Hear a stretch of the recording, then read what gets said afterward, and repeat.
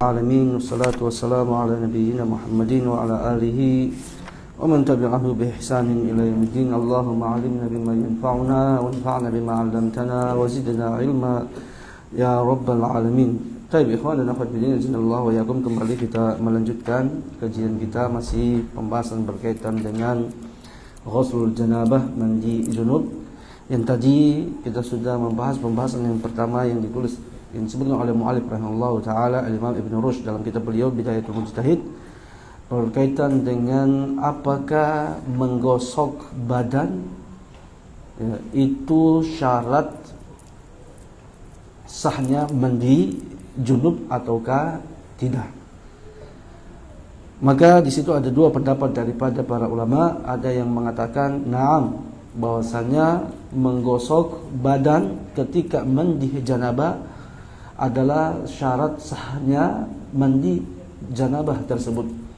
Apabila ada orang yang mandi dan dia tidak menggosok seluruh badannya, seluruh, bukan cuma sebagian, tapi seluruh badannya, maka tidak sah mandi janabah orang tersebut.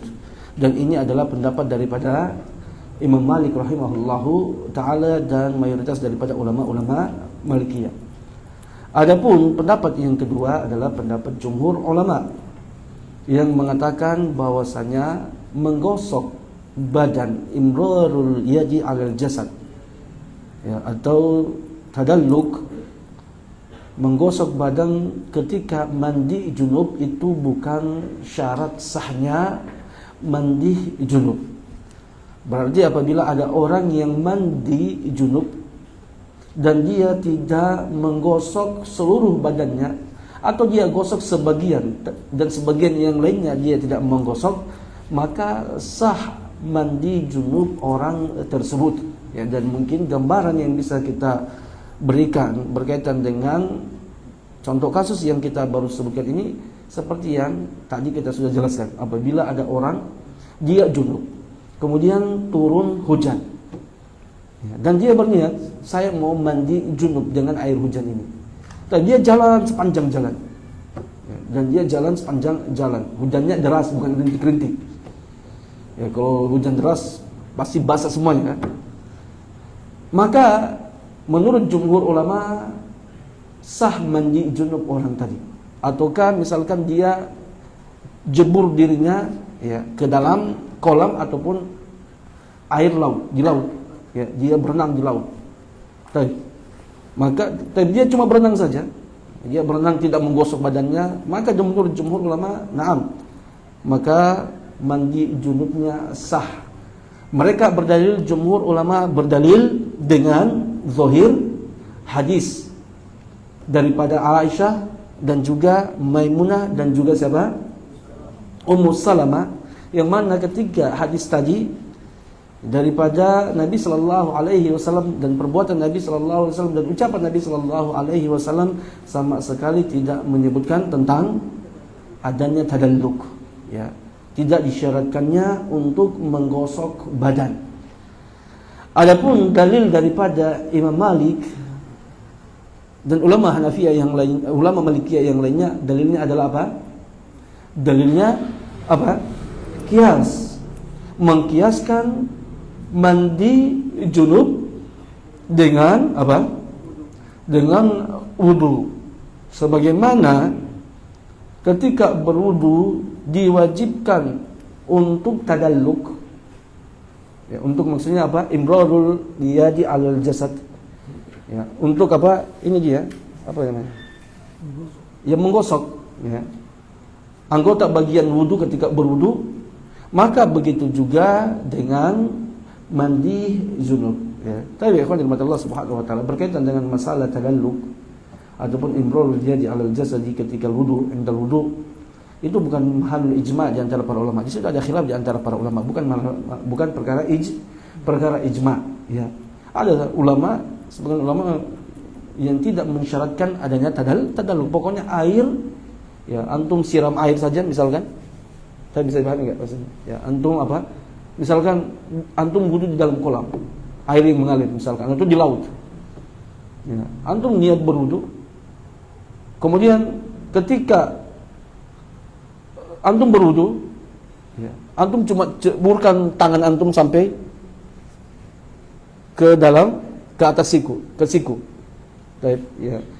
Begitu juga dengan kaki antum. Ketika biasanya antum berwudu kan biasanya kalau kita berwudu itu apalagi di kali, ya, ataupun di air laut, maka kita cuma apa? Kenakan saja airnya, ya. Baik, maka sah wudu orang tersebut. Baik, ya, itu kita sudah bahas tadi. Sekarang kita masuk pada, dan pendapat yang rajih berkaitan dengan masalah ini adalah pendapat daripada jumhur ulama berkaitan perbuatan Nabi dan juga ucapan Nabi kepada Ummu Salamah yang tidak mensyaratkan untuk tadalluk ketika mandi junub, ya, untuk menggosok badan ketika mandi junub. Tapi masalah yang baru adalah masalah niat. Siapa yang baca? Baca, Alif.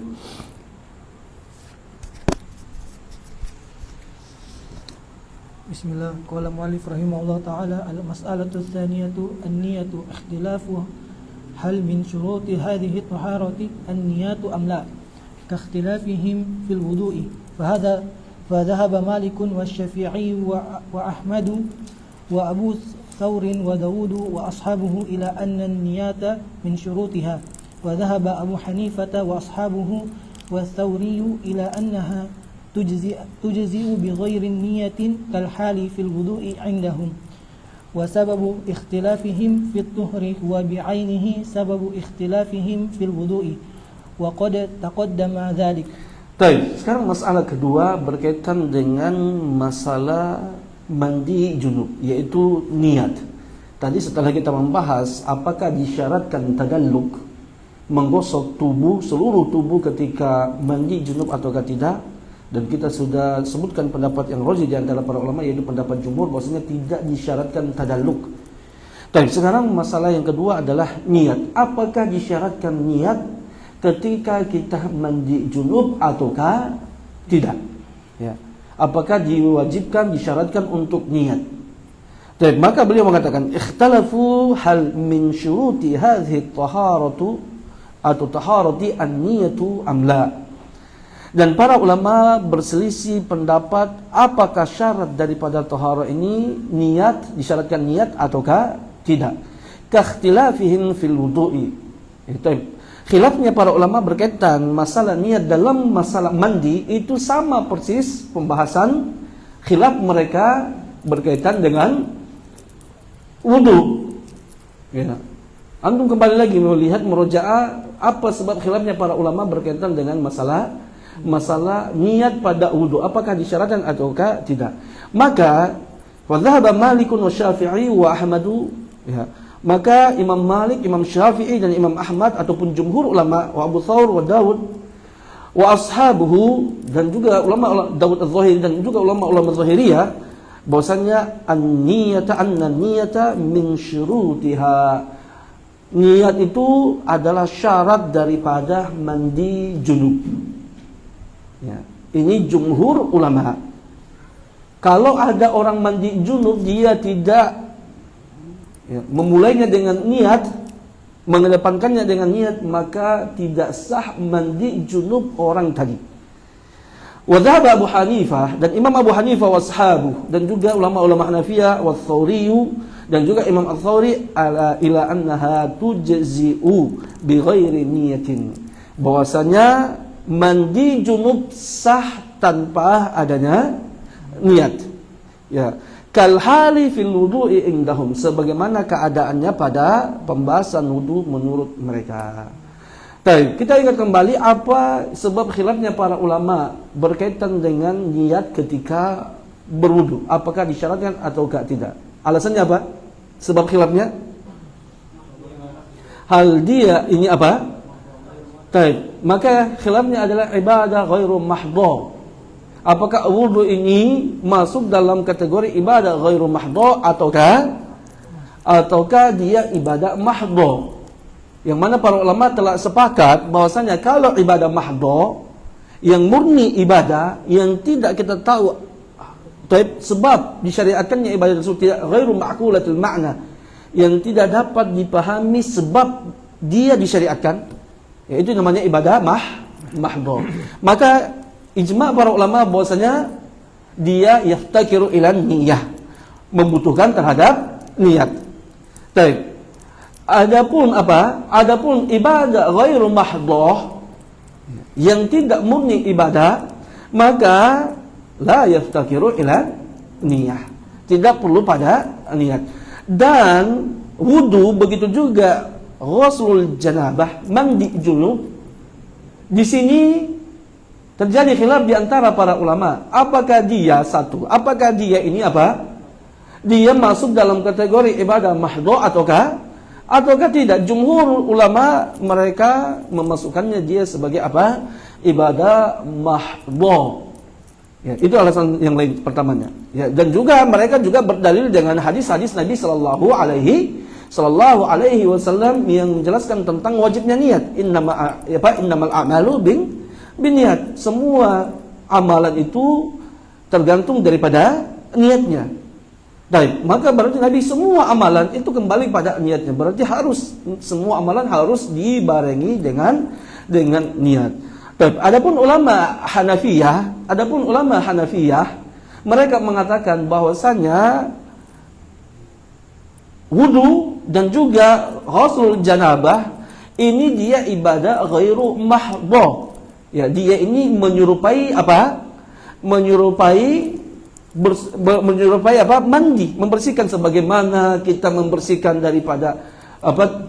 Najis tubuh kita ataupun daripada kotoran daripada tubuh kita, maka wudu dan juga ghuslul janabah menyerupai hal tersebut, maka tidak wajib untuk niat. Dan juga dalil daripada mereka adalah apa? Ziyadatu 'alan nas. Ya. Dalam pembahasan ilmu usul fikih ada kaidah yang dipegang oleh ulama Hanafiyah yang mana berbeda daripada kaidah jumhur ulama. Bahwasanya ulama Hanafiyah mengatakan ziyadatu 'alan nasi naskhun. Ya, tambahan terhadap konteks suatu nas, ya, itu suatu dalil, maka dia adalah nasakh, mau menghapus terhadap hukum dalil tersebut.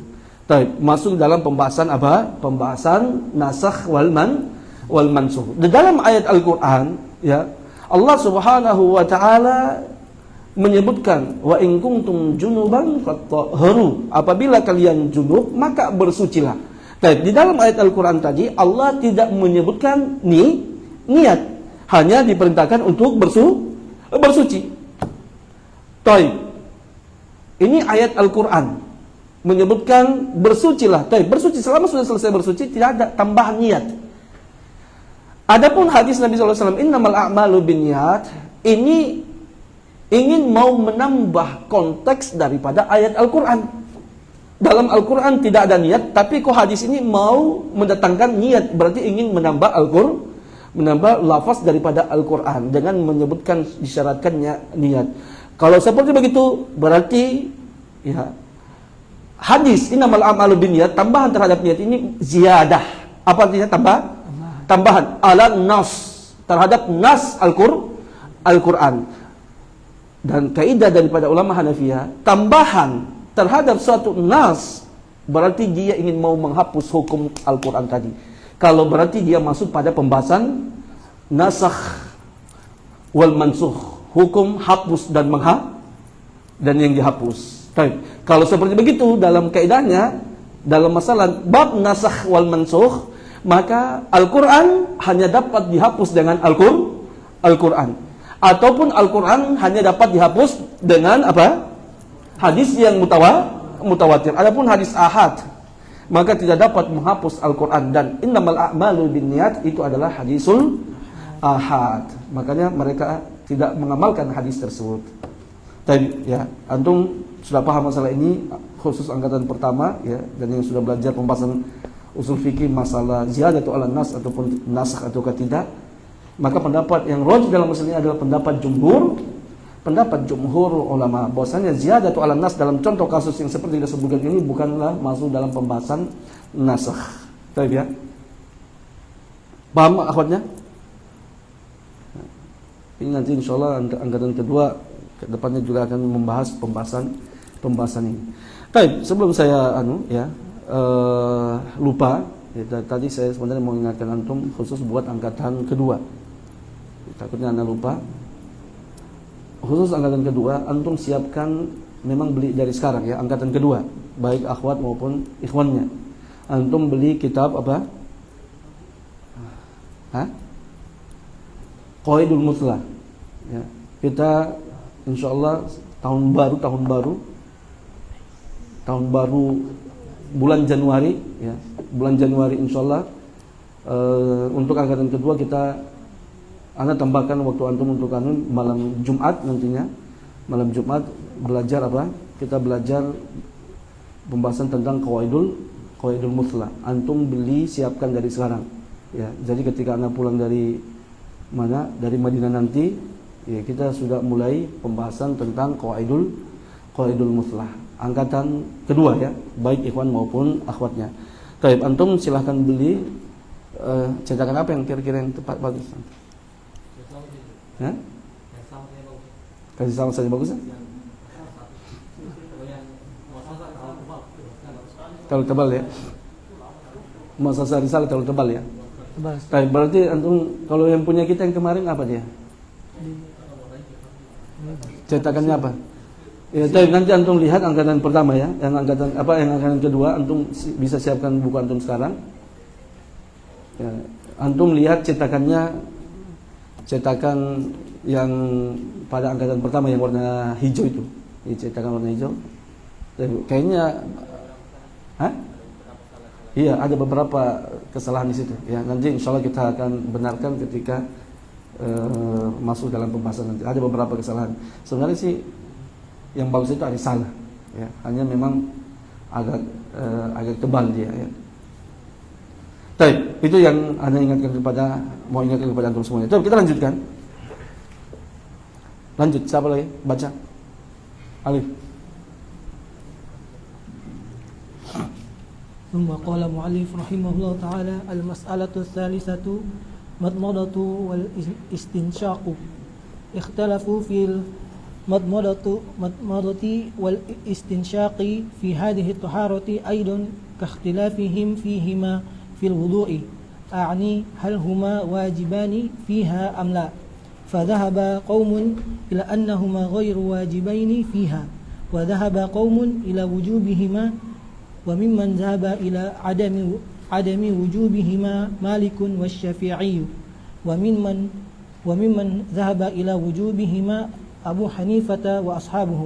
وسبب اختلافهم معارضة ظاهر حديث أم سلامة للأحاديث التي نقلت من صفات وضوئه عليه الصلاة والسلام في طهره، وذلك أن الأحاديث التي نقلت من صفات وضوئه في الطهر فيها المضمضة والاستنشاق، وحديث أم سلامة ليس فيه أمر لا بمضمضة ولا باستنشاق، فمن جعل حديث عائشة وميمونة مفسرا لمجمل حديث أم سلامة ولقوله تعالى: وإن كنتم جنوبا فاطهروا، أوجب المضمضة والاستنشاق، ومن جعله معارضا جمع بينهما بأن حمل حديث عائشة وميمونة على الندب، وحديث أم سلامة على وجوبه.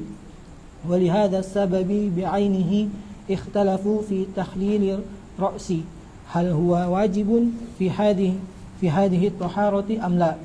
وذهب مالك أنه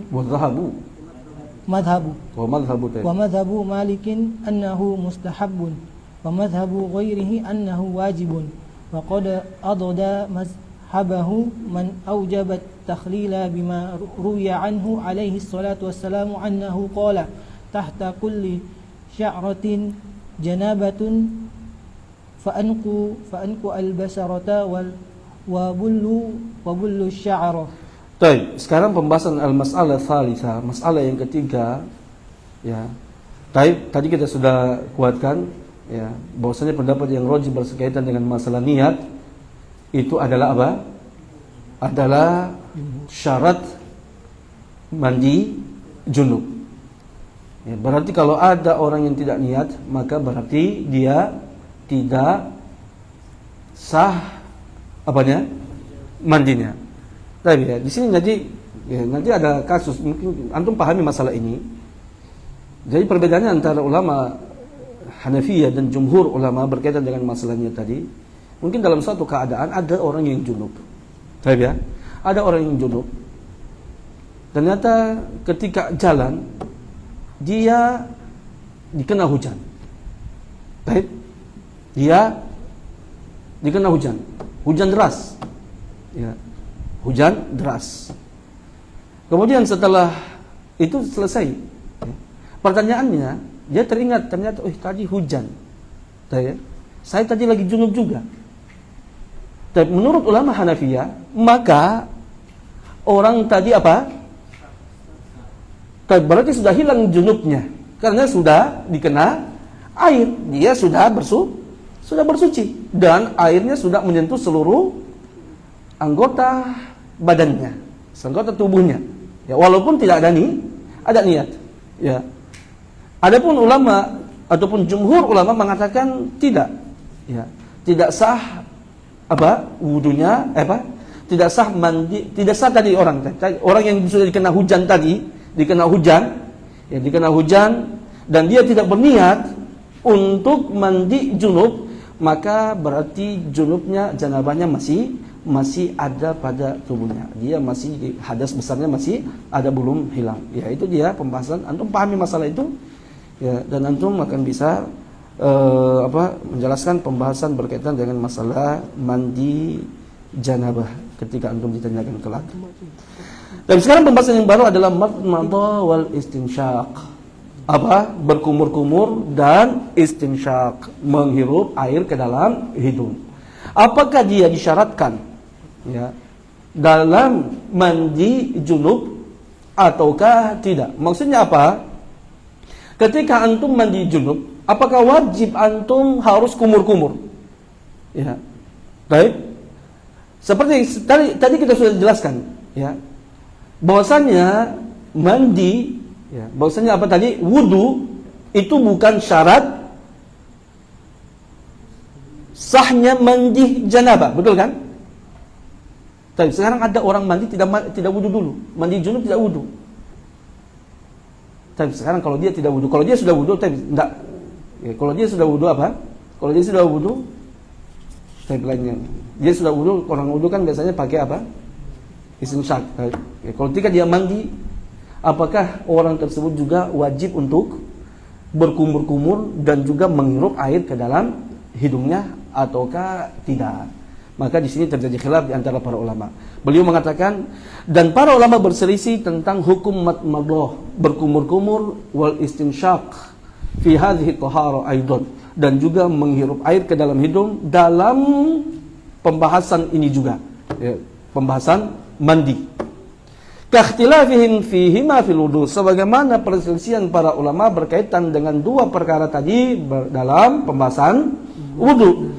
A'ni hal huma wajibani fiha amla. Yang saya maksudkan, apakah keduanya, yaitu istinsyaq dan madmadah, itu wajib dalam wudu ataukah, atau dalam apakah wajib dalam mandi ataukah tidak?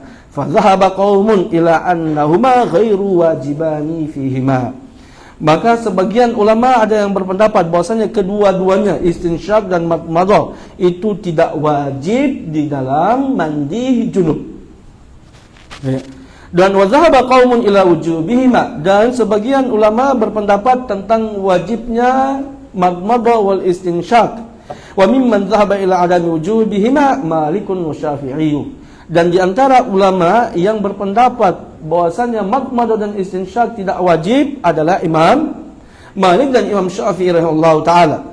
Wa mimman dhahaba ila wujubihima, dan di antara ulama yang berpendapat tentang wajibnya itu siapa? Abu Hanifah wa ashabu wa Ahmad wa ashab al-Hanabila, yaitu Imam Abu Hanifah dan ulama-ulama Hanafi dan juga mazhab Hambali, Imam Ahmad rahimahullahu taala. Ya, mengatakan tentang wajibnya madmadah wal istinsyaq. Imam Ahmad sama seperti pendapat beliau dalam masalah wudu. Antum masih ingat pembahasan madmadah wal istinsyaq dalam masalah wudu? Baik, di situ khilafnya antara siapa? Siapa jumhur? Siapa? Jumhur dan siapa? Hambali. Dan jumhur siapa? Imam Abu Hanifah Imam Malik dan Imam Syafi'i mengatakan madmadah wal istinsyak sunnah hukumnya, taib. Adapun Imam Ahmad mengatakan wajib. Dan Imam Ahmad dalam masalah mandi tetap konsisten dengan apa? Pendapat beliau. Yang ada pergeseran mazhab dalam hal ini siapa? Imam Abu Hanifah. Ya, Imam Abu Hanifah dalam masalah wudu, madmadah wal istinsyak itu tidak wajib. Tapi dalam mandi beliau mengatakan wajib. Bisa dipahami situ? Baik, kita lihat. Sebab perselisihannya para ulama. Kenapa mereka berselisih berkaitan dengan masalah ini? Yaitu mu'aradatu zahiri hadithi Ummi Salamata lil ahadithi allati nuqilat min sifati wudu'i alaihi salatu wassalam. Yaitu pertentangan. Pertentangan apa? Zahir. Ya. Hadis Ummu Salamah terhadap hadis-hadis yang dinukilkan tentang sifat wudunya Nabi sallallahu alaihi wasallam fi tuhrihi, ketika dalam mandi beliau, mandi junubnya beliau, yaitu yang kita sebutkan tadi hadis siapa? Aisyah dan Maimunah. Kan ada 3 hadis yang kita datangkan tadi, ya. Dan juga hadis Ummu Salamah. Hadis Ummu Salamah zahirnya itu bertentangan dengan zahir hadis Aisyah radhiyallahu anha dan juga Maimunah. Anda mau tanya pada angkatan kedua. Ketika antum mendengarkan perkataan zahir, apa itu zahir? Zahir hadisnya Aisyah, zahir hadisnya Aisyah menjelaskan bahwasanya apa? Tidak wajib tadalluk. Begitu kan tadi pembahasan kita masalah tadalluk, zahir hadisnya Aisyah. Baik. Kalau di sini lagi pembahasan kita ini zahir hadisnya zahir hadisnya Aisyah itu apa? Wajibnya madmadah wal istinsyak. Dan zahir hadisnya siapa? Ummu Salamah tidak wajibnya madmadah wal istinsyak. Baik, apa itu zahir? Pemahaman sesuai konteks hadis. Pemahaman sesuai dengan baik. Benarkah? Sementara di angkatan pertama, benar nggak itu kira-kira diterjemahkan atau diartikan zahir itu adalah pemahaman sesuai konteks hadis?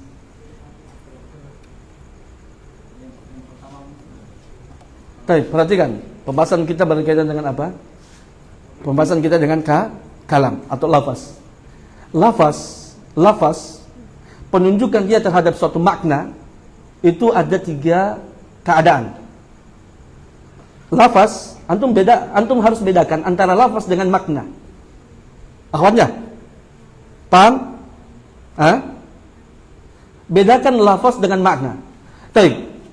Ana mau coba antum datangkan lafaz. Abu, datangkan lafaz, datangkan suatu lafaz pada kita. Pakai bahasa Arab tapi enggak.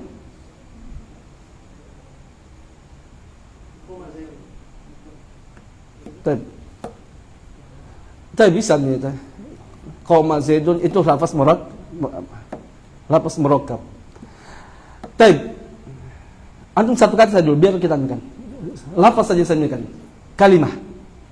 Antum datangkan satu kalimat kepada kita. Tapi lafaz Muhammad. Lafaz yang terdiri daripada huruf mim, kemudian ha, kemudian mim, kemudian dal, itu lafaz. Muhammad. Taib, itu lafaz. Antum bedakan. Taib, itu lafaz. Taib. Dalam lafaz tersebut mengandung makna. Taib. Apa maknanya sih? Yaitu menunjukkan terhadap satu zat seseorang, gitu kan? Contohnya juga asadun, singa, bahasa Arabnya. Asadun, huruf a, hamzah, kemudian sin dan dal. Ya, itu kumpulan daripada huruf tadi kita ucapkan, itulah lafaz. Taib. Dia memiliki makna? Nah, menunjukkan terhadap hewan buas. Taib. Maka penunjukan suatu lafaz terhadap makna, dia ada 3 keadaan. Ada yang nas, ada yang apa lagi? Zahir. Nas itu adalah suatu lafaz yang tidak mengandung makna yang lain. Maknanya cuma satu. Tidak bisa ditafsirkan, tidak ada makna yang lainnya. Jadi, taib. Kemudian ada namanya zahir. Taib, zahir itu apa? Yang lebih simpelnya kita definisikan yang zahir. Taib, dia adalah suatu lafaz yang memiliki dua makna atau lebih. Dan pada salah satu maknanya lebih zahir. Taib, itu dia. Atau dalam arti yang lain kita katakan zahir itu adalah ma yatabadaru ila zihni indal itlaq, itu selesai. Ya. Apa yang langsung terbesit dalam pikiran ketika disebutkan. Ketika antum orang tersebut menyebutkan langsung yang antum memahami sesuatu daripada lafaz yang disebutkan tadi, taib, maka itulah makna zahir yang kalau zahirnya kita yang makna yang kuat. Ya. Contohnya lafaz asadun, ya, ini bisa digunakan pada makna majaz. Baik? Pada makna majaz. Makna kiasan, yaitu untuk menunjukkan asadun singa. Bisa digunakan untuk menunjukkan makna majaz. Makna kiasan yaitu untuk orang pemberani, laki-laki pemberani. Baik. Ketika saya mengatakan ra'aitu asadan, saya melihat singa. Baik. Ketika saya mengucapkan saya melihat singa, apa yang tabadur fi zihnik? Apa yang terlintas pada pikiranmu? Pikiran antum? Hewan buas, betul? Betul? Hewan buas. Maka taib. Maknanya asad hewan buas, tapi bisa dipalingkan maknanya kepada laki-laki pemberani. Kenapa pertanyaan saya? Kenapa? Ya. Jadi ketika saya mengatakan saya melihat singa, dan antum memahami bahwasanya maksud singa itu adalah yang antum pahami maknanya adalah hewan buas, makna itulah makna yang zahir. Itulah yang dikatakan itu zahir. Baik? Paham enggak? Paham?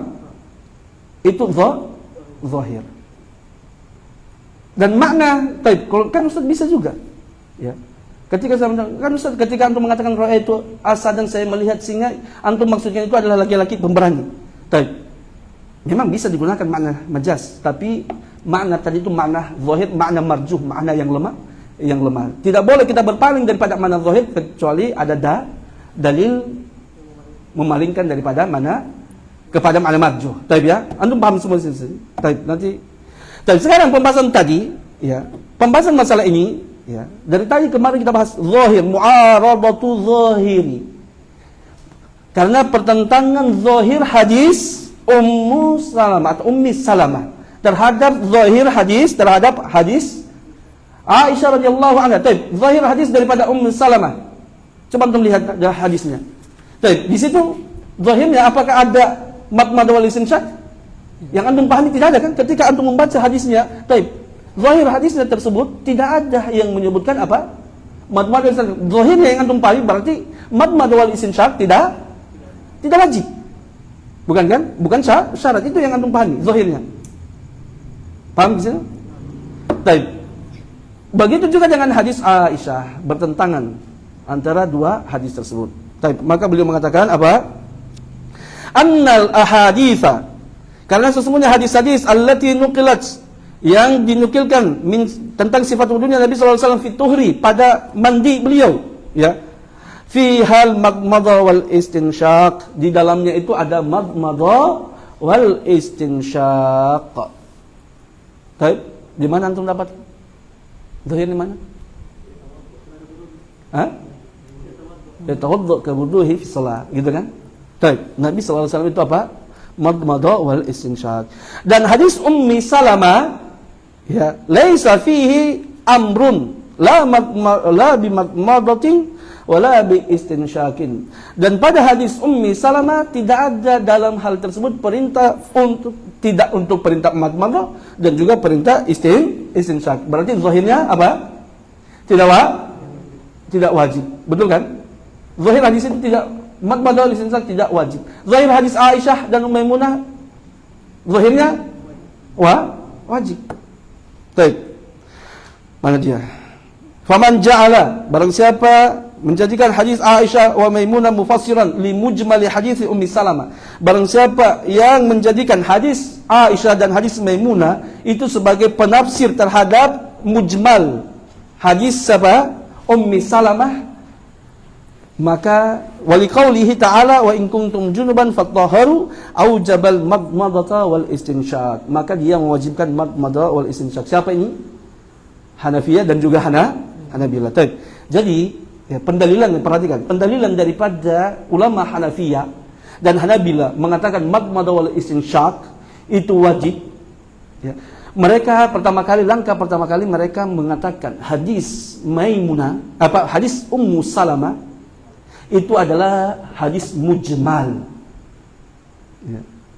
Hadis mujmal yang maknanya di situ tidak ada tidak menunjukkan tentang makna Dia di situ tidak hadis Ummu Salamah dia mujmal, tidak menunjukkan wajibnya istinsyaq dan juga tidak wajibnya madmadah, dan juga antara wajib dan tidaknya seimbang. Antum paham enggak maksudnya? Iya, hadis Ummu Salamah multitafsir antara wajib ataukah tidaknya. Paham? Multitafsir. Bisa jadi menunjukkan makna wajib, bisa jadi tidak menunjukkan makna wajib.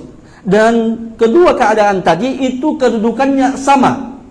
Maksudnya hadis Ummu Salamah ya, 50% tidak menunjukkan makna wajib, 50% menunjukkan makna wajib. Itulah mujmal.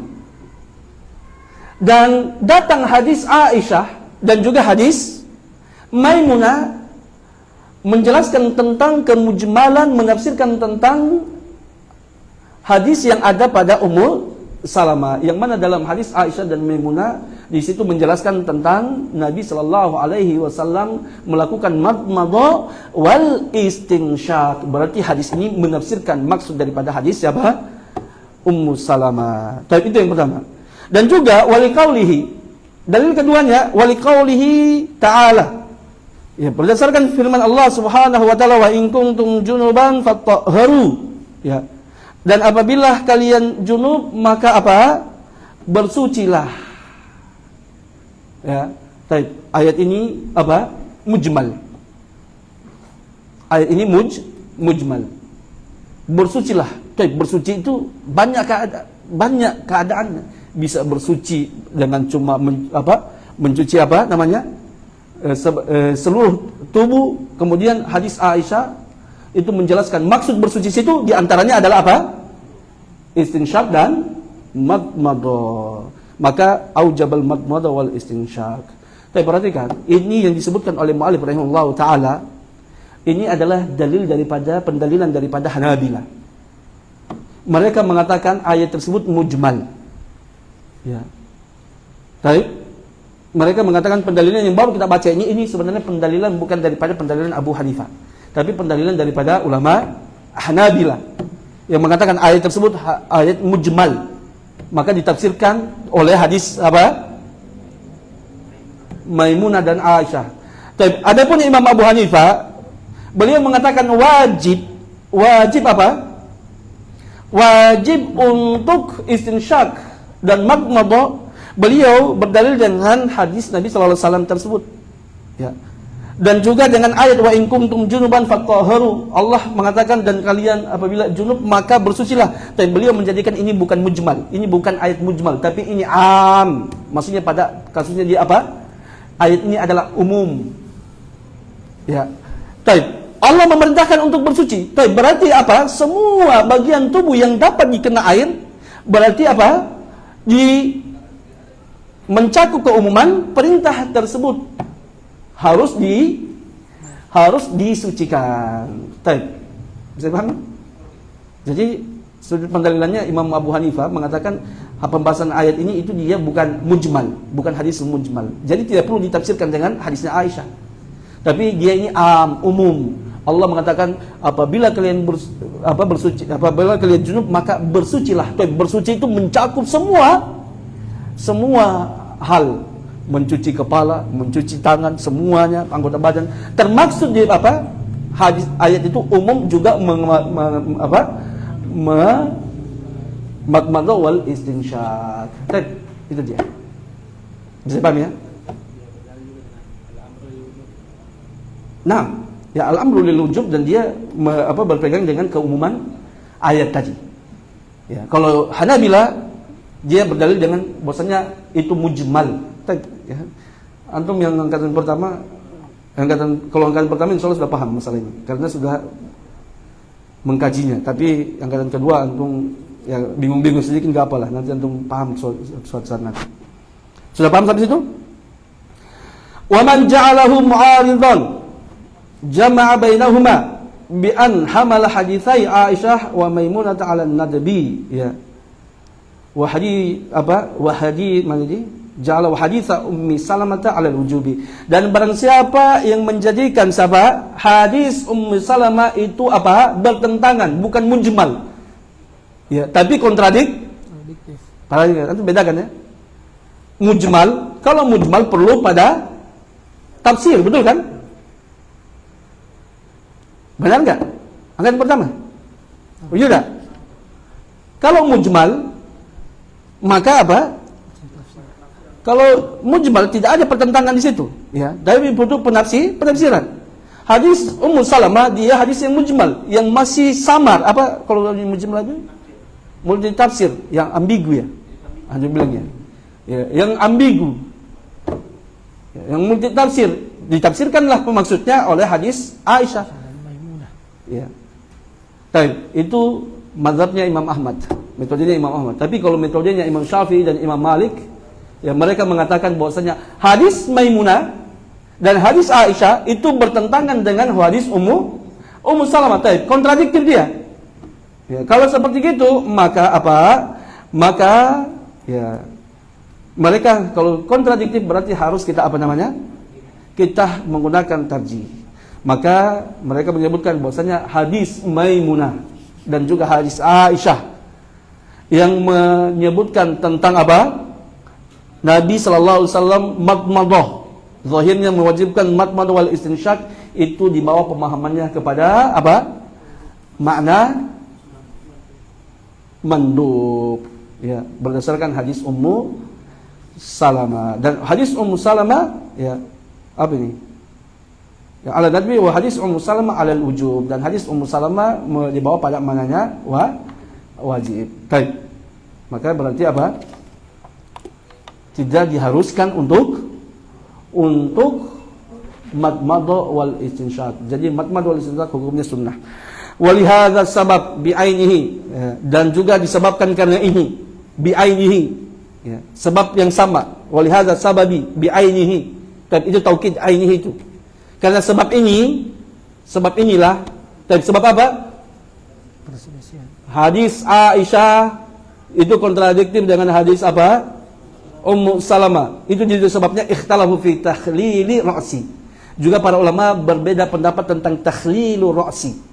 Apa itu takhlilu ra'si ini dia? Menyela-nyela rambut ketika mandi junub. Hal huwa wajibun ala hadhihi tahar amla? Apakah takhlilu ra's, ya, menyela-nyela rambut antum ketika mandi junub itu wajib ataukah tidak? Maka terjadi khilaf di antara para ulama. Jumhur ulama mengatakan wajib, ya. Wa madhhabu Malik annahu mustahab. Beliau menyebutkan sini mazhabnya Imam Malik, beliau mengatakan dia adalah mustahab, dan juga dikeluarkan daripada Imam Ahmad menyebutkan mustahab. Wa madhhabu ghairihi annahu wajib. Ya, dan ulama yang lain mengatakan bahwasanya takhlilu ra's itu adalah wajib. Sebab perselisihannya sama perselisihan tadi.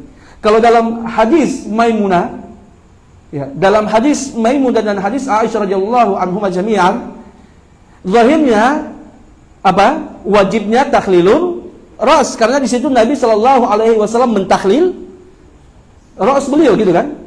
Ya, menyela-nyela pangkal rambut beliau, kepala beliau ketika mandi junub. Zahirnya berarti wajib. Baik. Adapun hadis siapa? Ummu Salamah, di situ tidak ada. Ya, takhlilul ra's gitu kan? Tidak ada. Bahkan ikat rambutnya saja tidak dibuka. Baik. Zahirnya tidak wajib untuk takhlilul ra's, menyela-nyela menyela rambut. Baik. Dua tersebut tadi saling kontradiktif. Baik, ya, maka di situ terjadi khilaf di antara para ulama, apakah wajib takhlilul ra's ataukah tidak. Tapi ya Allah Subhanahu wa taala, ya, berkaitan dengan masalah takhlilul ra's, apakah wajib ataukah tidak, ya. Yang diinginkan, yang dimaksudkan daripada tujuan takhlilul ra's itu adalah isalul ma', untuk menyampaikan air ke dalam kepala kita, rambut kita, kulit kepala. Tujuannya takhlilul ra's itu adalah apa? Adalah untuk menyampaikan air ke kulit kepala. Karena kulit kepala adalah bagian daripada anggota tubuh yang diperintahkan untuk dicuci ataupun dibasuh ketika mandi. Ya. Antum bisa paham sih ya? Pendapat yang rajih dalam masalah ini adalah apa? Pendapat tidak wajibnya takhlilul ra's selama air setelah sampai ke dalam kulit kepala. Kalau kita pada Nabi sallallahu alaihi wasallam, pada masa Nabi sallallahu alaihi wasallam, air itu sedikit. Mandinya tidak seperti kita sekarang. Mandinya apa? Mandinya pada masa Nabi sallallahu alaihi wasallam airnya itu cuma berapa? Bagaimana mandinya Nabi sallallahu alaihi wasallam? Kalau berwudu Nabi sallallahu alaihi wasallam apa? 1 mud. 1 mud itu bagaimana? 1 mud? Hah? Baik. Apa? 1 mud. Mud ini dia. Kalau sok 4 mud. Nabi sallallahu alaihi wasallam kalau berwudu 1 mud. Jadi kalau mud bagaimana? Coba nanti. Mungkin 1 botol apa? Ini nih. 1 gelas. Tempat cuci tangan mungkin. Hah? Kayak mangkuk-mangkuk Iya, seperti cepot-cepot gitu. Iya, cuci tangan biasa. Cuci tangan itu kan? Iya. Untuk cuci tangan itu. Ya, itu untuk 1 mud. 1 sok, ya antum tinggal misalnya 1 sok itu enggak sampai 2 timba besar itu. Ya, mungkin enggak sampai 2 timba besar itu, 1 sok. Atau 2 timba lah. Tapi antum coba lihat. Antum bisa mandi seperti begitu, ada orang, wah bagaimana caranya? Mandi apa begitu? Ya, mandi apa seperti itu? Pernah dulu waktu saya ingat kajian dulu, ya. Dulu Ustaz Ramli, anak dulu ikut kajian beliau, anak ikut terus. Bahas masalah mandinya Nabi sallallahu alaihi wasallam. Ada jamaah ya, mengatakan, mandi apa seperti begitu? Tidak bersih itu, gitu kan? Itu bukan mandi katanya begitu. Masa mandi cuma sekitar 2 timba saja? Mana mandi apa itu? Ya, tidak masuk akal. Tidak masuk akal. Jadi banyak orang itu menggunakan logika ketika mau berbicara tentang dalil itu. Ya bisa tuh. Dalilnya sudah ada. Ketika sudah ada dalilnya, kita tidak bisa gunakan logika kita. Sebenarnya secara logika juga tidak masuk akal. Akal tidak menolaknya. Karena jangan antum bayangkan seperti antum yang habis kerja di kebun, ya. Nabi sallallahu alaihi wasallam apa? Mandi. Kalau antum tujuannya antum membersihkan lumpur yang dalam tubuh kita, memang 2 timba itu tidak cukup. Tapi pembahasannya ini adalah mandi junub. Ya, Nabi sallallahu alaihi wasallam ini mandi junub. Mandi junub itu tujuannya dia tidak harus menghilangkan apa? Ya, daki dalam tubuh kita. Pokoknya tujuannya adalah untuk mengangkat hadas. Hadas itu terangkat dengan sudah meratanya air di dalam tubuh. Ya, jadi cukup nggak kira-kira 2 timba itu misalkan, ya, antum ratakan dengan tubuh antum, cukup, ya udah selesai, terangkat hadasnya antum. Jadi banyak orang pikirkan keadaannya yang sekarang. Ya. Coba sekarang kalau antum sekarang musim air kering, ya, sulit dapat air, antum bisa mandi junub cuma 2 timba. Pas antum mandi junub ternyata mati air. Ya. Di kamar antum cuma apa? Ada kamar mandi cuma sedikit daripada air. Coba bisa. Ya. Baik. Nanti di pondok kita matikan air saja. Sudah ya?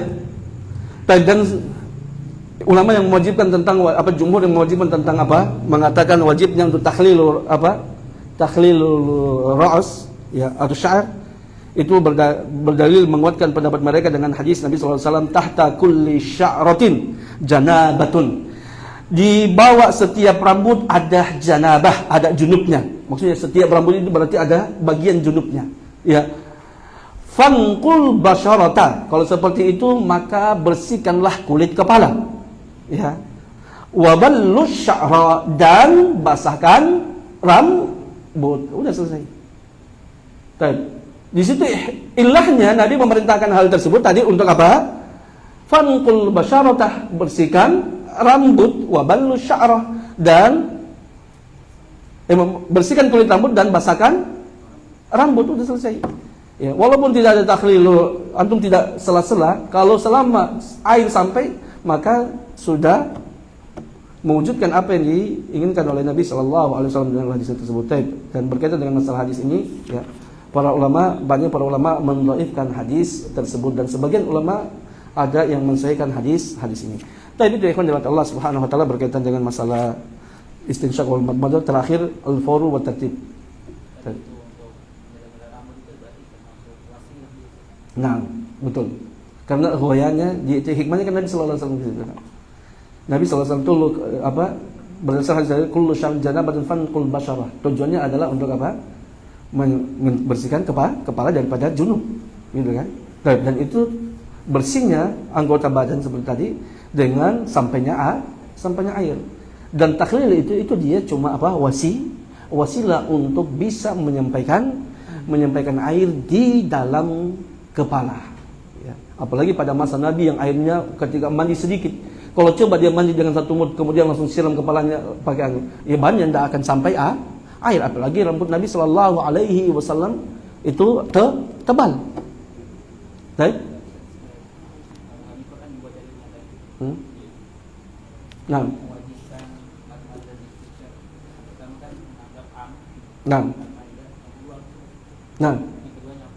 Enggak, itu aja dia. Iya. Yang satunya pendalilan yang makan mujmal itu pendalilannya Imam Ahmad. Kan beliau sini menyatukan tuh. Kan karena pendalilannya Imam Abu Hanifah. Beliau mengatakan bahwasanya hadis Ummu Salamah mujmal, gitu kan? Dan ayat ini juga mujmal, sehingga hadis Aisyah menafsirkan, gitu kan? Mujmalnya hadis Ummu Salamah dan juga ayat Al-Qur'an ini. Itu pendalilan daripada Imam Ahmad. Tapi kalau Imam Abu Hanifah bukan itu pendalilannya. Imam Abu Hanifah beliau mengatakan wajib, ya.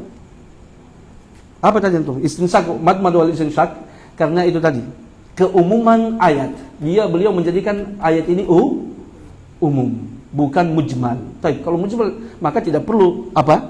Tidak perlu lafaz am, tidak perlu penafsiran. Dia perlu taksis, dan tidak ada penghasilan situ. Dan ini bukan lafaz mujmal. Tapi am termasuk di dalam adalah bagian, berarti bagian dalam mulut dan juga bagian hidung mulut. Tapi bagaimana kalau dalam tubuhnya kita itu tidak masuk akal untuk bisa dimasukkan air. Jadi yang bisa dijangkau dengan yang dengan air, yang mungkin dimasukkan air.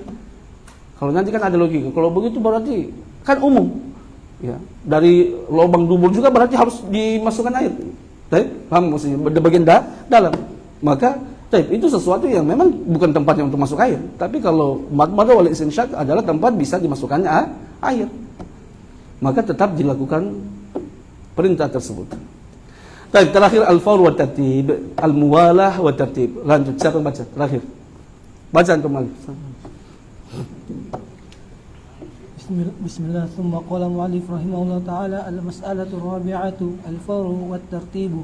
Ikhtilafu hal min شرط هذه الطهارة الفور والترتيب أم ليس من شروطها كاختلافهم من ذلك في الوضوء وسبب اختلافهم في ذلك هل فعله عليه الصلاة والسلام محمول على الوجوب أو على الندب فإنه لم ينقل عنه عليه الصلاة والسلام أنه ما توضأ قد إلا مرتبا متواليا وقد ذهب قوم إلى أن الترتيب في هذه الطهارة أبيان منها في الوضوء وذلك بين الرأس وسائر الجسد لقوله عليه الصلاة والسلام في حديث أم سلامة إنما يكفيك أن تحثي على رأسك ثلاثة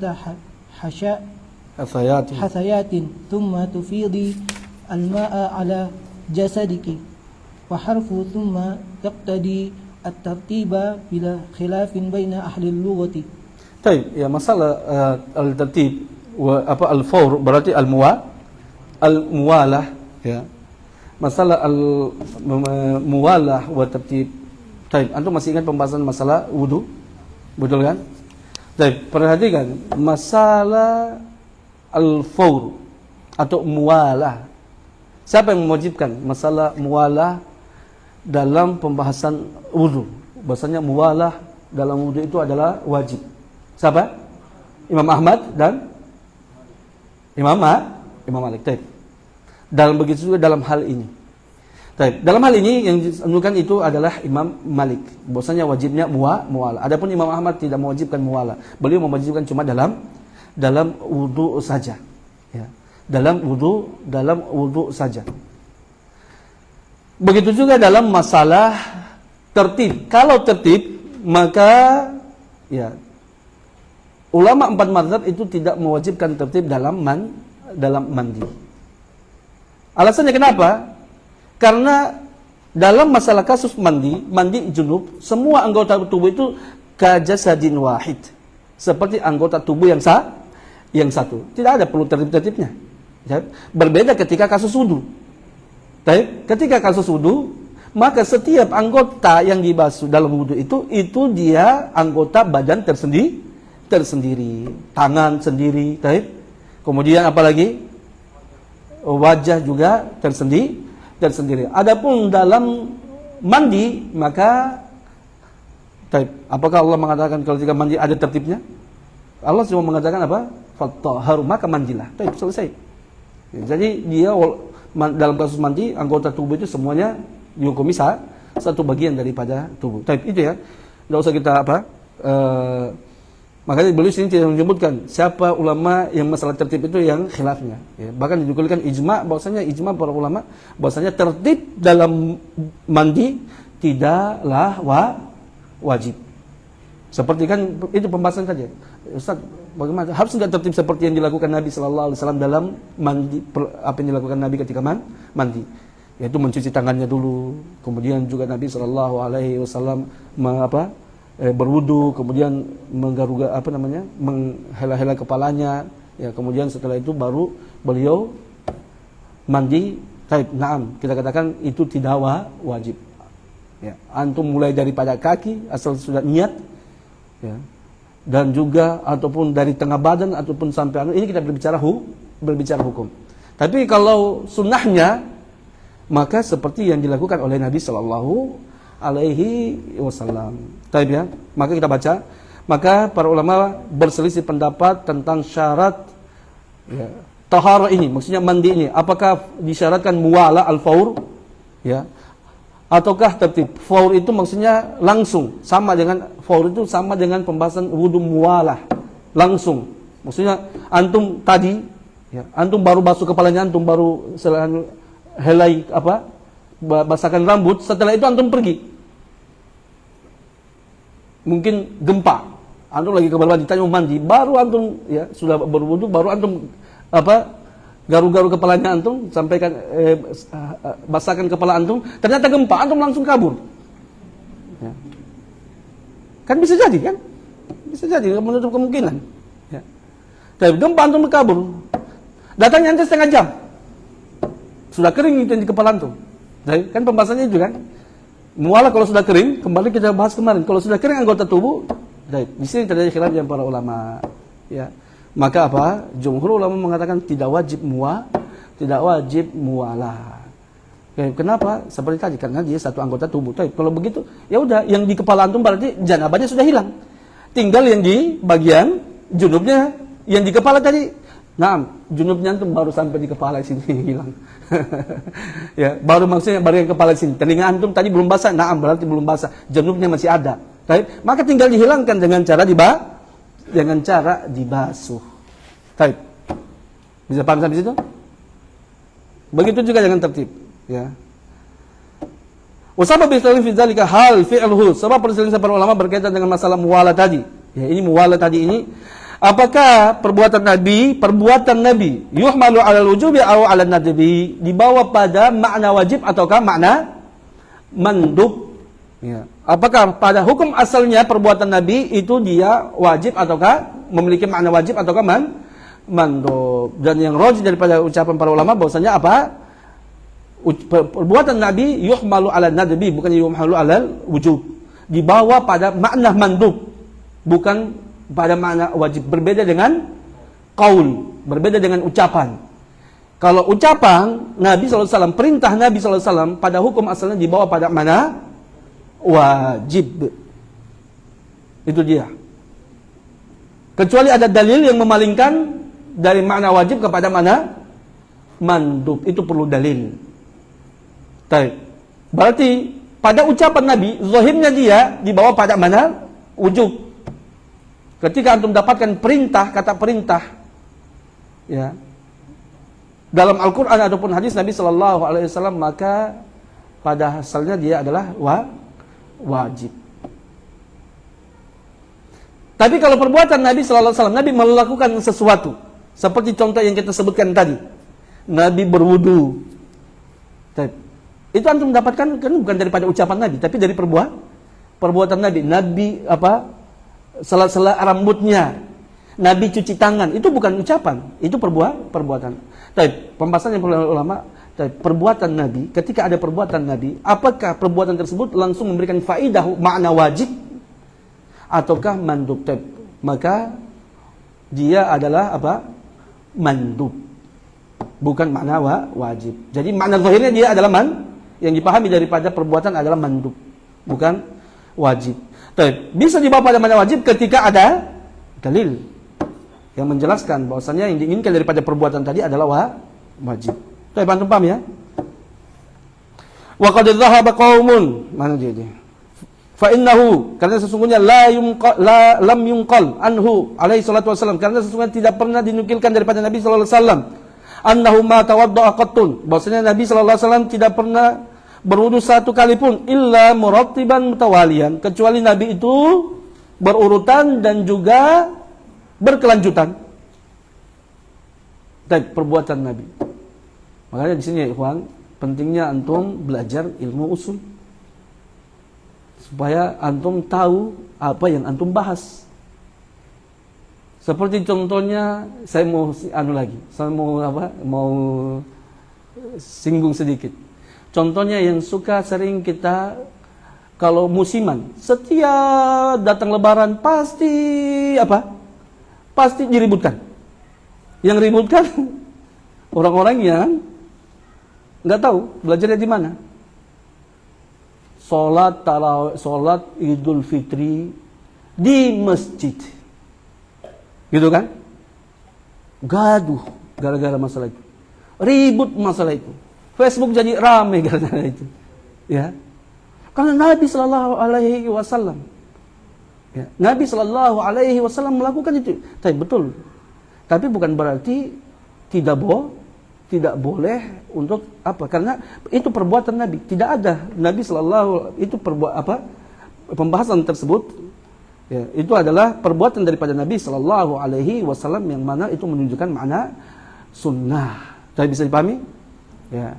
Tapi sah nggak orang sholat Idul Fitri di masjid? Sah. Ya. Karena rukun dan syarat daripada sholat itu bukan harus di lapangan. Rukun dan syarat daripada sholat Idul Fitri ataupun Idul Adha. Makanya kita harus tahu mana rukun dan syarat. Tapi Ustaz kan menyelisihi sunnah. Antum juga kenapa sholat Qobliyah dan Ba'diyah di masjid? Sunnahnya Nabi di rumah. Paham gak maksudnya? Kan begitu kan pendalilannya juga. Kalau antum begitu, antum juga kalau begitu. Antum lihat Nabi Sallallahu Alaihi Wasallam itu zaman sholatnya Nabi Qobliyah dan Ba'diyah di masjid. Di mana? Bahkan hampir tidak ada hadis yang menyebutkan Nabi Sallallahu Alaihi Wasallam sholat di Qobliyah dan Ba'diyahnya di dalam masjid. Antum kenapa tidak? Jadi begitu saja nanti kalau antum diskusi kan. Ada yang mengatakan ini kan sunnah Nabi. Kak antum juga lakukan begitu kak. Hanya pada konteks yang berbeda, pembahasannya yang berbeda, yaitu sholat Qobliyah. Antum sholatnya di mana? Paham maksudnya? Di masjid. Kenapa antum sholat di masjid? Berarti antum juga menyelisih sunnah. Makanya antum perlu belajar apa maksud istilah sunnah. Antara para ulama itu berbeda-beda maksudnya. Ya, lafaz sunnah itu antum jangan pahami dengan kemauan antum sendiri. Ya, sunnah, lafaz sunnah menurut para ulama hadis berbeda dengan yang dipahami oleh ulama fikih. Bisa dipahami? Berbeda yang dipahami oleh para ulama akidah. Makanya semua para ulama dalam suatu cabang ilmu itu memiliki istilah walaupun lafaznya berbeda. Baik, kalau hadis Nabi sallallahu alaikum bi sunnati wa sunnati khulafa'ir rasyidin. Baik, apakah sunnah yang dimaksudkan dalam hadis Nabi sallallahu alaihi wasallam itu sama dengan sunnah yang dipakai oleh ulama fikih? Bukan, beda. Karena kalau dalam pembahasan sunnah ulama fikih, apa sunnah itu adalah apa yang kalau dikerjakan dapatkan pahala, yang tidak dikerjakan tidak mendapatkan dosa. Itu sunnah dalam ulama fikih. Dan antum baca ulama fikih, yang masalahnya antum baca pembahasan ulama fikih, ya, mengatakan ini sunnah, antum setelah itu antum bawa pemahamannya kepada ulama hadis dan juga ulama akidah. Akhirnya antum sendiri tidak memahami pembahasan apa itu maksud sunnah. Kayak ya, ini yang banyak kesalahan terjadi seperti itu. Makanya sering saya ingatkan baik kepada antum semuanya dan kepada teman-teman yang lainnya baik untuk membicarakan agama itu bukan haknya antum. Paham ya? Ana hada am uridu bil khas. Apa? Hada khas uridu bil am. Maksudnya apa? Yang membahas masalah agama itu adalah para ulama. Ya. Para orang-orang yang memang tidak kompeten di situ. Supaya mereka tahu apa yang mereka bahas. Ya. Kalau orang yang tidak memahami, tidak pernah belajar usul saja tidak pernah, baru mau bahas masalah agama, kacau jadinya, ya. Rusak jadinya agama ini. Antum ingat kan hadis Nabi Sallallahu Alaihi Wasallam, ciri daripada hari kiamat, ya, Allah Subhanahu Wa Taala akan mengangkat para ulama, kemudian orang-orang jahil akan mengangkat orang apa? Orang bodoh untuk sebagai tokoh agamanya. Antum mau nggak? Jangan sampai antum masuk dalam kategori orang tersebut, ya. Orang jahil yang ditokohkan dalam masalah agama, makanya udah stop.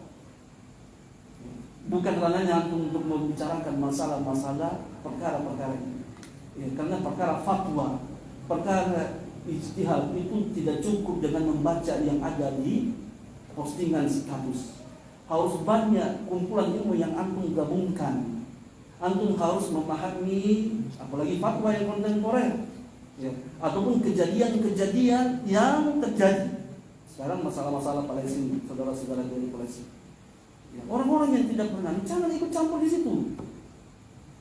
Karena untuk membicarakan tentang, ya, sekarang kasus yang ada di Palestina, saudara-saudara kita di Palestina yang lagi dizalimi, ya, oleh orang-orang Yahudi, maka di situ antum harus bukan cuma fikihnya saja, bukan cuma antum harus masalah bahas fikihnya dari sudut pandang fikih, antum harus punya usul fikih. Antum kalau dari fikih, ya, antum harus ada maqasid syariah. Cukup sih tidak cukup, harus ada siasat syariah. Ya. Paham? Dan sekarang apa yang difatwakan oleh para ulama kita yang ada di Indonesia, MUI, tentang antum dengar fatwa-fatwa tersebut? Mereka tidak memberikan fatwa itu asal serampangan saja, tetapi mereka sudah mengumpulkan apa? Ilmu-ilmu tadi ada di sini masalah siasat. Kalau antum tidak paham masalah siasat, stop. Siasat syariah antum tidak paham, jangan bicara. Ya. Karena ini bukan cuma masalah fikih saja. Bab fikih, antum sudah paham masalah fikih, nggak bisa. Ini ada siasat di situ, ada politik, ya. Ada politik. Baik. Berbicara masalah politik, lagi berbicara masalah fikih. Lalu ya, ini anda cuma ingin ingatkan antum supaya antum santai aja, jangan apa yang terjadi. Kita sudah dibantai saudara-saudara kita di Palestina, kita umat Islam di Indonesia ini gaduh, ribut, perpecahan, rugi 12 pasita, rugi dua-duanya. Sudah apa? Umat Islam sudah dihabiskan sana, kita cuma sini ribut. Kalau mau antum pergi sana. Ribut. Umat Islam sudah habis. Dan umat Islam di selain Palestina itu apa? Ribut, kacau balau. Apakah itu syariat menginginkan begitu? Maka itu syariat seperti itu? Tidak, makanya stop saja. Baik, itu ya Allah Subhanahu wa taala, ya, berkaitan dengan masalah ini, akan harapkan kepada antum bijak dalam bermedia sosial. Ya. Bermedia sosial, jangan sampai komentar-komentar kita dan juga tulisan-tulisan kita hanya akan mendatangkan mafsadah daripada masalahnya. Dan sudah cukup ya. Ada yang menanyakan bisa diomongin. Kalau yang menanyakan faktor apakah penyebutan para ulama seperti Imam Malik itu mewakili dari mazhab mereka Tidak. Ya. atau hanya pendapat pribadi dari mereka? Nah, sekarang kalau mazhab Malikiyah, dan berarti maksudnya mazhab Syafi'iyah ataupun Hanabilah, dan itu adalah mazhab yang dipegang dalam mazhab yang dipegang dalam mazhabnya. Ya. Bisa jadi pendapat dari Imam Ahmad bukan pendapat daripada mazhab Hanabilah. Begitu juga dengan pendapat daripada Imam Syafi'i bukan mewakili daripada apa? Bedakan mazhab Syafi'i, pendapat Imam Syafi'i dengan mazhab Syafi'iyah. Ya. Dan bisa jadi pendapat Imam Syafi'i bukan jadi ucapan yang utama dalam mazhab Syafi'iyah. Karena kalau berbicara tentang Syafi'iyah itu adalah ulama-ulama yang kumpulan ulama yang disebutkan kepada Imam Syafi'i. Dan Imam Syafi'i karena mereka tidak mengambil pendapat daripada Imam Syafi'i. Begitu juga Imam Ahmad, banyak sekali kan? Ya. Makanya kalau sudah dikatakan, tapi mayoritasnya adalah seperti itu. Kalau sudah dinisbahkan kepada Imam Syafi'i, berarti itu adalah mazhab Syafi'i. Tapi banyak, ada juga beberapa kejadian, dia pendapatnya Imam Syafi'i, tapi ada pendapatnya Imam Ahmad bukan mazhab Hambali. Baik, begitu juga Imam Abu Hanifah. Bahkan syarat yang diwajibkan untuk mandi janabah itu yang diwajibkan untuk sholat yang wajib. Nah, betul. Gimana kasusnya kalau ada seorang suami, istrinya ini Yahudi atau Nasrani, apakah istrinya juga wajib untuk mandi janabah atau suami tidak boleh mewakilkan istrinya mandi janabah? Baik. Pembahasan, ya. Jadi sebenarnya kita katakan tadi, bahwasanya mandi junub itu diwajibkan kepada orang yang wajib sholat atau mau melakukan ibadah yang kita sudah bahas ya. Pembahasan yang mana tohara itu syarat daripada ibadah itu. Contohnya tohara. Ada istilah ulama. Baik. Sekarang, ya, bagaimana kalau ada orang Muslim, baik, orang Muslim, suaminya istrinya itu dia laki-laki Muslim, istrinya orang Nasrani atau Yahudi, baik, orang Yahudi lah. Ya, orang Yahudi sesuai dengan apa yang dikatakan Imam tadi itu. Baik. Maka apakah wajib istrinya tadi untuk mandi junub? Kita katakan dia tidak wajib karena kenapa? Dia memang tidak sholat. Dan bagaimana ketika nanti dia mau berhubungan badan? Apakah disyaratkan harus mandi? Kemarin kita sudah bahas kalau saya tidak salah, betul kan? Apakah itu dia muawadatu ahlihi? Mau apa? Junub, mau jima kembali. Ada orang tadi dia sudah berhubungan suami istri, kemudian setelah itu apa? Dia mau mengulangi. Kemarin kan pekan lalu kita sudah bahas kan? Apa antum? Antum lupa? Hah? Tidak datang ke Yuda? Hah?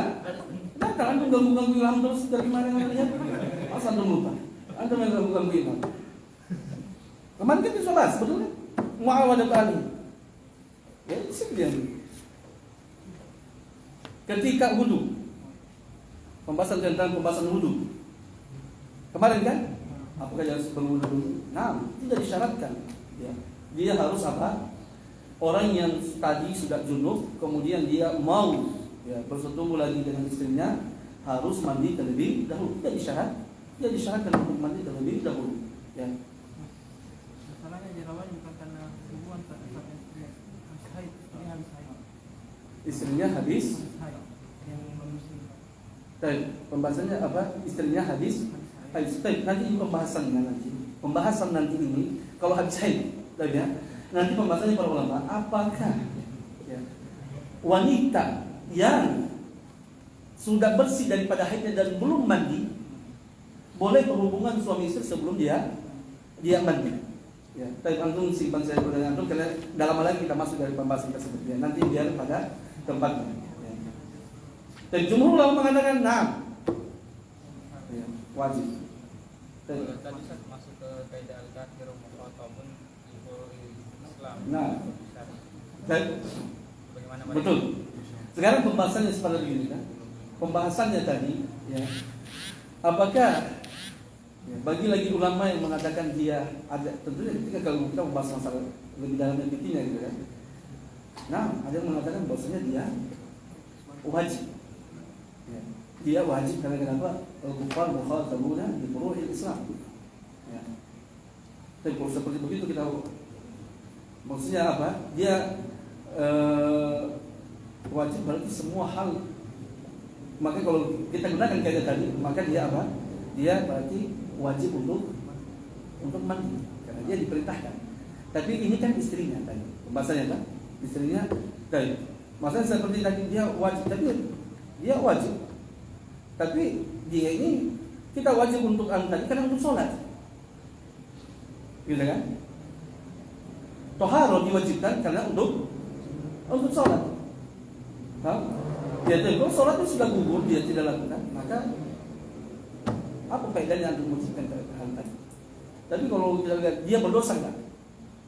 Ini kan berkaitan dengan suaminya tadi. Suaminya tuh halal enggak untuk dia jima lagi? Baik, kita katakan halal. Tapi kalau perempuan tadi, yang orang Yahudi tadi, yang dia tidak mandi junub, dia berdosa enggak? Baik, Allah kaidah ulama al-kufar mukhatabuna bi furu'il Islam, dia juga berdosa. Baik. Tadi kita cukupkan ya. Alhamdulillah, la ilaha illa anta astaghfiruka wa atubu ilaik.